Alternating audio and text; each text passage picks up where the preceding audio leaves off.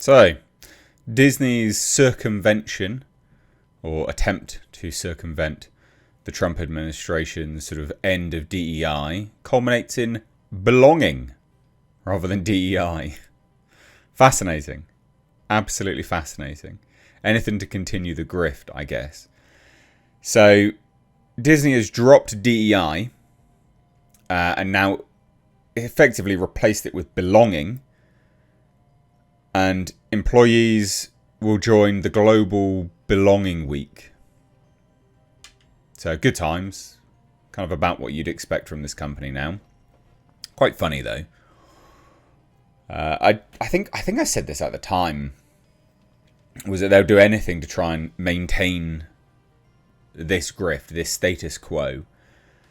This well, can't really say it's been forced upon them by BlackRock. Larry Fink is a big part of this, for sure. But, yeah, it's a way to siphon money off, isn't it, really? And redistribute it effectively. So, let's take a look at this absolute drivel, because that's what it is. But it is interesting. It's good to keep an eye on what these people are doing, rather than just simply go, oh, DEI's dead, is it then? It's not. It's not dead.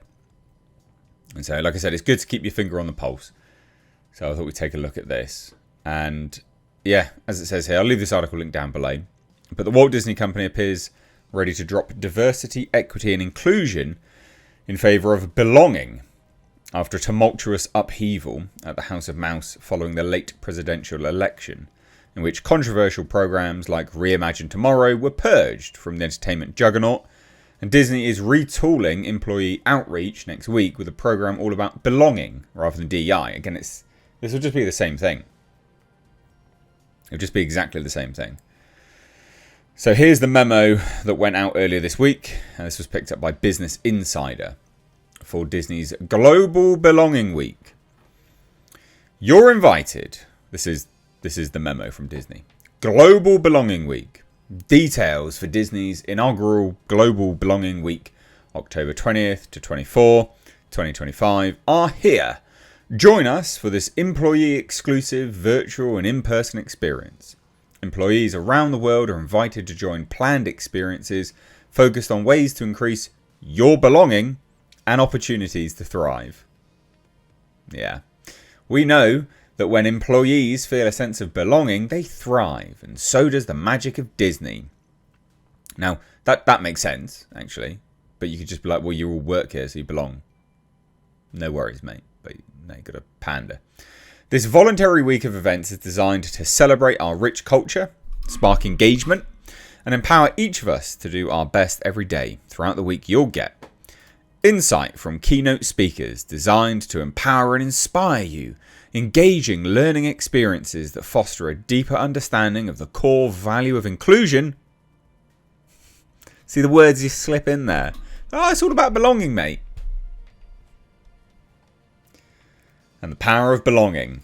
Opportunities to network and create meaningful connections with colleagues, as well as volunteer opportunities with Disney's volunteers.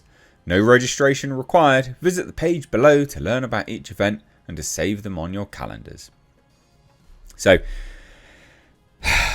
here's what they're doing itinerary-wise, right? Keynote kickoff. You got a whole bunch of people talking about stuff, basically. Just, that's fine. And then SVP, Chief Operations and Inclusion Officer. So this Tanisha person, yeah, pretty much very similar. You got Senior Executive Vice President and Chief People Officer.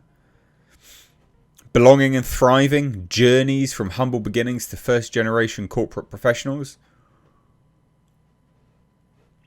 We've got another one here. Sorry, I'm just kind of scrolling through this. Art of Belonging, Moana. What? But you can kind of see as it starts to sort of inclusive marketing and audience growth, you see how it begins to permeate through the language. It's still there, right? Cultivating a culture of belonging through interpersonal connections with Patrice Borders. Global Belonging Week closing. Yeah. And Encanto, Moana, these are all DEI type products. Oh, what's this? The joy of intersectionality, allyship and inclusion. The grift continues. The grift continues. So the change in tone from Disney follows NBC terminating a huge portion of its diversity staff within the Comcast company. In one of the most dramatic reorganizations in recent media news, NBC News cut roughly 150 employees, about 7% of its newsroom. NBC is countered, claiming it is only about 2%, amid a broader corporate restructuring tied to Comcast's impending spin-out of its cable assets into a new entity called Versant. So among the hardest hit were NBC's diversity-oriented editorial verticals, dedicated teams that produce content under brands such as NBC Black, NBC Asian America, NBC Latino, and NBC Out were largely dismantled, whilst NBC says the verticals will persist in concept, enabled by contributions from the broader newsroom. The distinct staff infrastructure and focus that underpinned those efforts are now gone. So if it appears to you that a movement is underway subtly in corporate America to quietly move away from DEI language of the last decade, you're not wrong. I disagree with that. And disagree wholeheartedly, because that language is still in that. All in that itinerary. Will it return with political wins should they shift again? I'd say that they're still there, but okay. I mean, I'd say they're still massively there. Again, like, how can you say that when it's like the joy of intersectionality, allyship and inclusion on demand? I mean, what? I'd say it's still there.